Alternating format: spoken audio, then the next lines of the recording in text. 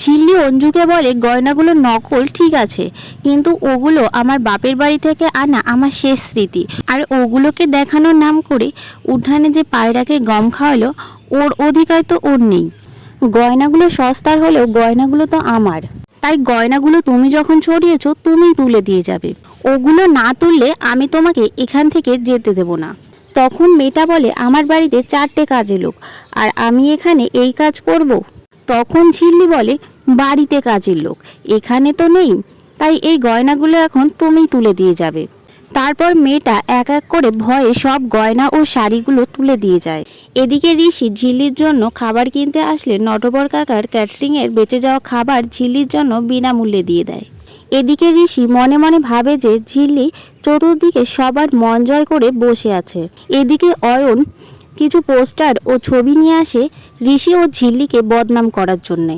আবার তেঁতুল পাতার বাড়িতে যখন সবাই ঝিল্লিকে খেতে বললে ঝিল্লি যখন খায় না, তখন ঋষি চলে আসে। তখন ঝিল্লি রিঙ্কিকে বলে যে উনি কেন এখানে এসেছে, ওনাকে চলে যেতে বল।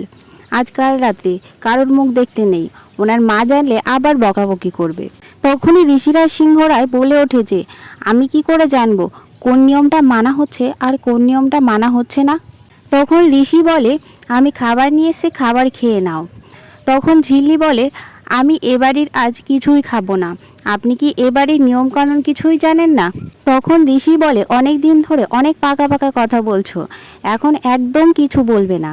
এইটুকু একটা ছোট মেয়ে আবার পাকা পাকা কথা বলছে। তখন আবার মিষ্টি বলে ওঠে যে ছোটরা তো বড়দের দেখেই শিখবে। তখন ঋষি মিষ্টিকে বলে যে তুমি একদম চুপ করো, তোমরাও পাকা পাকা কথা শিখেছো। তখন ঋষি বলে ওঠে যে এটা নটবর কাকা ফ্রিতে তোমার জন্য ক্যাটারিংয়ের খাবার পাঠিয়েছে।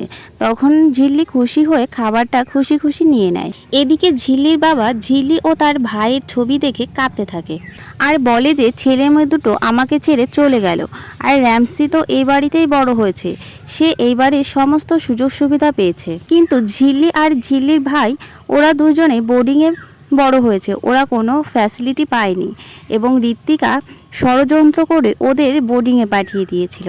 তখন ঝিল্লির বাবা ঋষিকে একটা ফোন করতে যাবে বলে ফোন খুঁজতে থাকে। ফোন খুঁজে না পেয়ে ঋত্বিকাকে চিৎকার করে ডাকায় ঋত্বিকা একটি ডাক্তার নিয়ে হাজির হয়। তখন ঋত্বিকা মনে মনে বলতে থাকে যে ডাক্তারকে দিয়ে একটা প্রেসক্রিপশন লিখিয়ে নিই, তখন তোমার ঝিল্লিকে সমস্ত সম্পত্তি দেওয়া ঘোচাচ্ছি।